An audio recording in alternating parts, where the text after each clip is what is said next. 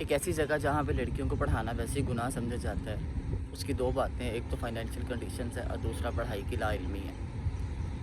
अब इस तरह की कंडीशंस के अंदर अगर कोई लड़की पढ़ने की ज़िद करे और उसके घर वाले एग्री कर जाएंगे ठीक है बच्चे आप पढ़ लो, वो बच्ची अपनी स्टडी कंटिन्यू करते, जब 9th क्लास की रजिस्ट्रेशन का टाइम आए वो रजिस्ट्रेशन ऑन टाइम करवा दे, जब फ़ीस का टाइम आए वो फ़ीस भी ऑन टाइम करवा दे, उसके बाद जब स्लिप का टाइम आए तो उसकी स्लिप ही ना आए। अब वजह क्या बनी?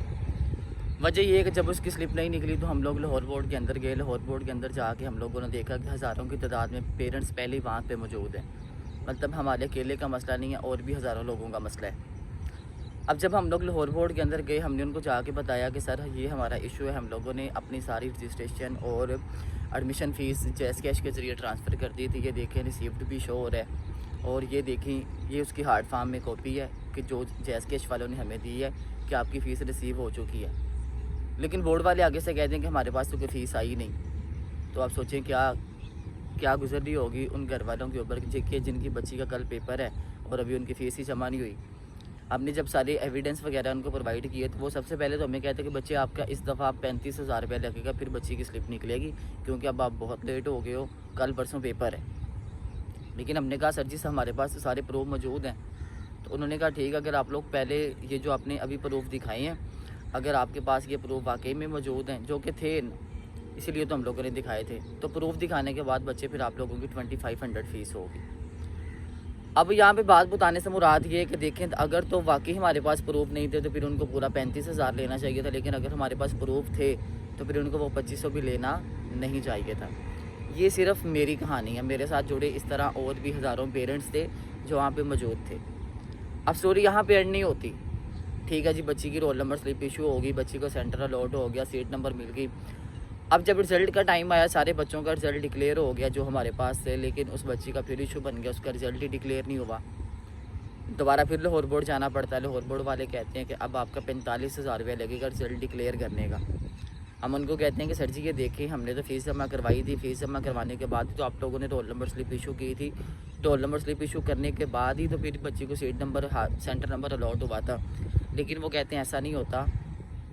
अब आप लोग ऐसा करें, दोबारा से आप लोग जिधर से आप लोगों ने फ़ीस जमा करवाई है, लाइक अगर आप लोगों ने HBL से करवाई है तो HBL के पास जाएँ, अगर आप लोगों ने जैज़ कैश से करवाई है तो जैज़ कैश ऑफिस के पास जाएँ, और जो फ़ीस आप लोगों ने जमा करवाई हुई है ना उस पर अटेस्टेड लिखवा के लेके आएँ कि ये हाँ हमने वाकई ही इनकी फ़ीस रिसीव कर ली है।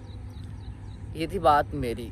और भी मेरी तरह इस तरह के सैकड़ों बच्चे हैं जो बोर्ड के अंदर जलील हो रहे हैं। बोर्ड अपनी गलत पॉलिसियों की वजह से सबको जलील कर रहा है। इनका अपना टेक्निकल इशू होता है लेकिन ये दूसरे बच्चों के ज़िम्मे आ रहा है। अब देखें ना, ये टेक्निकल इशू बोर्ड क्या है, यहाँ से फ़ीस रिसीव हो जाती है, आगे उनको नहीं मिलती, तो ये इसमें हमारा क्या कसूर है?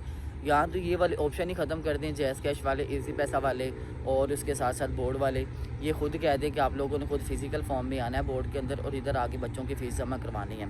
अगर इन्होंने ये वाले ऑप्शन अलाउ रखे हुए हैं तो जब उनकी फिर बात में माने, जब वहाँ पे रिसीवर लिखा होता है तो मीन वो बच्चा फ़ीस जमा करवा चुका है। अगर उसका मसला बना हुआ है तो आप उसको देख के फ़ौरी तौर पे बगैर किसी पेमेंट के वो उसका मसला हल कर दें।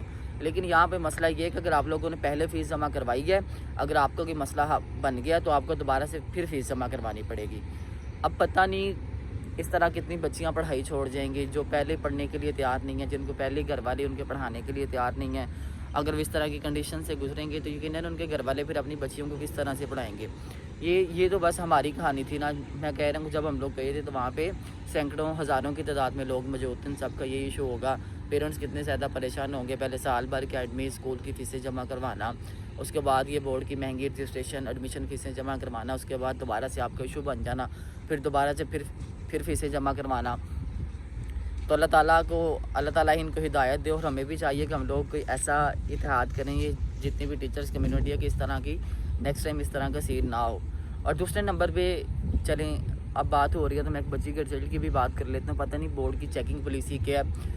मैं एक ऐसी बच्ची को जानता हूँ कि जिसके किताब टू किताब पेपर चेक हो गए हैं, लेकिन फिर भी उस बच्ची के फ़िज़िक्स के अंदर 56 नंबर आए हैं और बायो केमिस्ट्री के अंदर सिर्फ 20 नंबर हैं। लेकिन अगर देखा जाए तो बायो और केमिस्ट्री में उसके 20 नंबर है। बायो उस बच्ची की फेवरेट सब्जेक्ट था और उसका पेपर किताब टू किताब चेक होता रहा और उसके नंबर 55-56 के राउंड अबाउट आते रहे हैं। अब खुदा जाने कि किताब में गलत लिखा हुआ कि यहाँ जो बोर्ड ने जो टीचर्स बिठाई हुए हैं वो ज़्यादा समझदार हैं। अब अल्लाह ताला बेहतर जानता है। तो हमें चाहिए कि हमें इसके ख़िलाफ़ आवाज़ उठानी चाहिए ताकि ये बोर्ड ज़्यादा देर अपनी मनमर्जियाँ ना करे। पीछे जो हो गया सो हो गया।